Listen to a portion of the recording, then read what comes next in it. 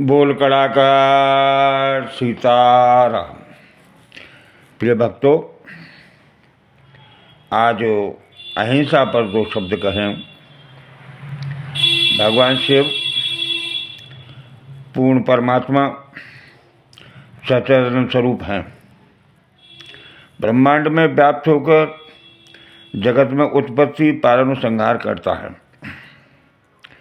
संपूर्ण विद्याओं का ईश्वर, समस्त प्राणियों के वह अधीश्वर है। वही निराकार, निर्गुण, अविनाशी, अनंत, ज्ञान स्वरूप, सत्य स्वरूप, वही सगुण साकार है। ईशान सर्व विद्या नामीश्वर सर्वभूताना, वही धर्म के स्वरूप हैं, धर्म की मर्यादा स्थित करने वाले हैं। सबका कल्याण मंगल रूप शिव धर्म में प्रादुर्भाव हुआ है। पार्वती उमा वो उनके अधिष्ठात्री हैं। श्रद्धा और विश्वास के रूप में वो सारे जगत में पूजनीय है।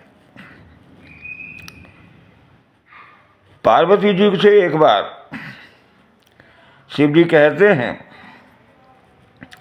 महाभारत के शासन पर्व में, अहिंसा परमो धर्म, हिंसा परमम सुखम, अहिंसा सर्वशास्त्रेषु सर्वेश परम पदम। हे पार्वती देवी, अहिंसा परम धर्म है, अहिंसा ही परम सुख है। संपूर्ण धर्म शास्त्रों में अहिंसा को परम पद बताया गया है। अहिंसा सत्य वचन क्रोध है, शांतिरार्जनम, गुरुणाम नित्य शुश्रूषा, वृद्धा नामपि पूजनम, शौचाधिकार संत्याग, सदा पथ्यस्य भोजनम, एवं आदित्य गुणम व्रतम, नारायणम दीर्घ जीवनम। अहिंसा सत्य भाषण, क्रोध का त्याग, क्षमा, सरलता, गुरुजनों की नित्य सेवा, बड़े बूढ़ों का पूजन, पवित्रता का ध्यान रखकर जो न करने योग्य कर्म है उन्हें त्यागने, और पथ्य का भोजन करना जो पच जाए, गुणों वालों का आचार का पालन करना। मनुष्य दीर्घ जीवी होते हैं, ऐसा जो आचरण करते हैं।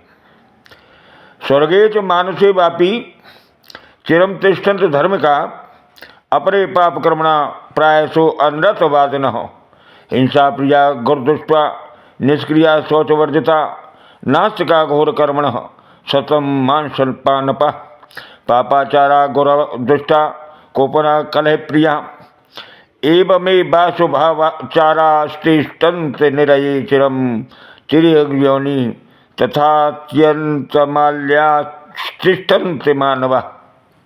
हे पार्वती, धर्मात्मा पुरुष स्वर्ग में या मनुष्यलोक में दीर्घ काल तक अपने पद पर स्थित रहते हैं। दूसरे पुरुष पापकर्मी, जो झूठ बोलने वाले, हिंसा प्रेमी, गुरुद्रोही, अकर्मणीय, शौचाचार से रहित, नास्तिक, घोर कर्मी, मांस खाने वाले, मदिरा पीने वाले, पापाचारी, गुरु से द्वेष रखने वाले, क्रोधी, कलह प्रेमी, ऐसे असदाचारी पुरुष चिरकाल तक नरक में पड़े रहते हैं, चिरक योनि में स्थित रहते हैं। वे मनुष्य शरीर में अत्यंत अल्प समय तक ही रहते हैं। हे पार्वती, जो हिंसा दोष से मुक्त होकर संपूर्ण प्राणियों का वैधान कर देता है, उसी को धर्म का फल प्राप्त होता है।